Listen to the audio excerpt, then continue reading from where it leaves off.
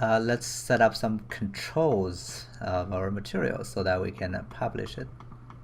Okay. Some of the things I want to do to control is the repeating of this.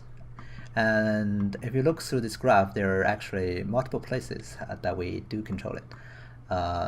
This one is controlling the tiling, but this is not the only one. As you can see, this one that controls the color and the AO and also the roughness, and this one is controlling the normal map. Okay, so we have two, and we can use a global variable to control both. So what we need to do is go ahead and create a variable for that. We can double click in the empty space. Okay, and underneath the input parameters, we can create a new one. We can call it, we can change the type to a integer because that's the type of the tile, which is a integer, right?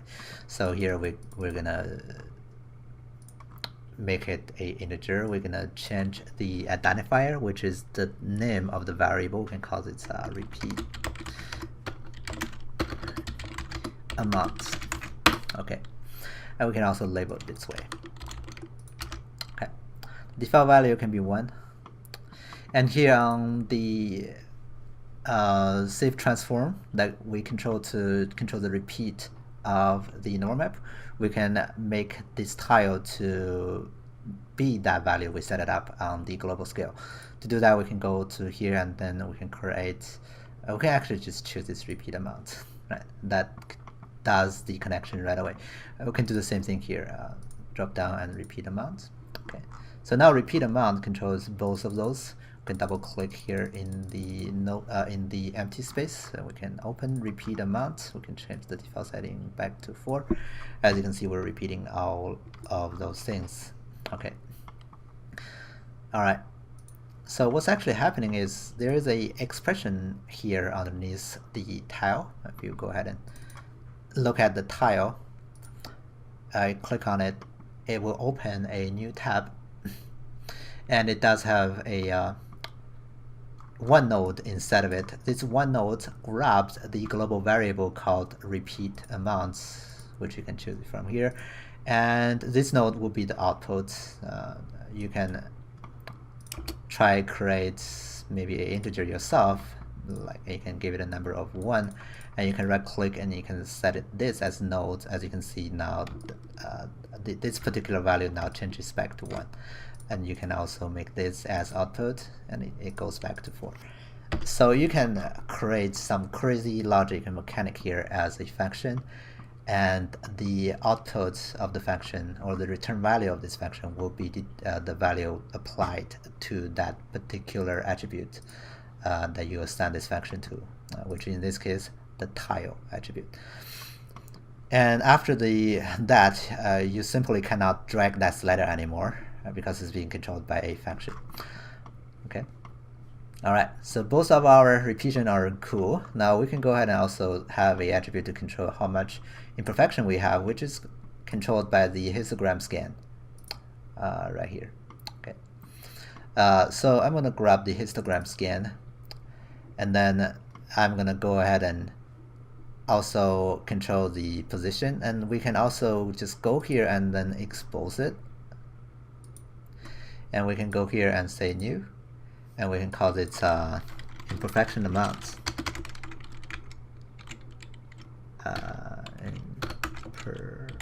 Imperfection amount. I have a feeling that this is an add. Okay, anyway, hit OK and hit OK.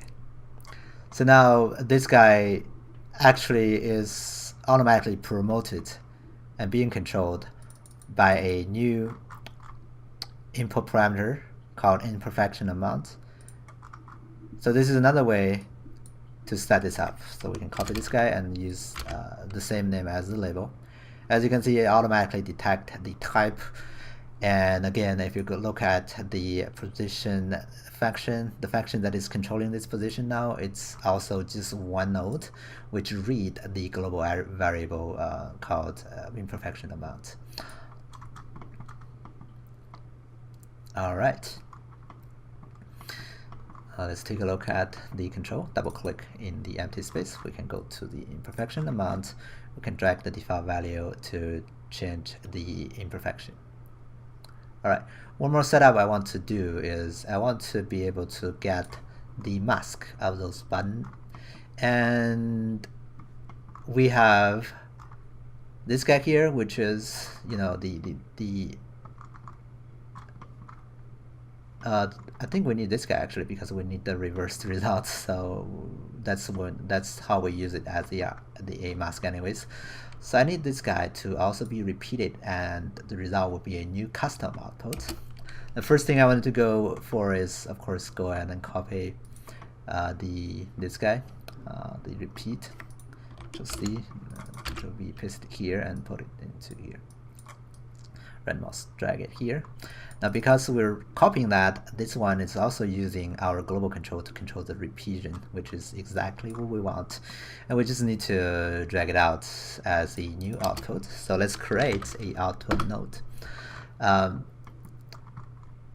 All of those already existing output node, like normal, height, and roughness, they are actually this guy.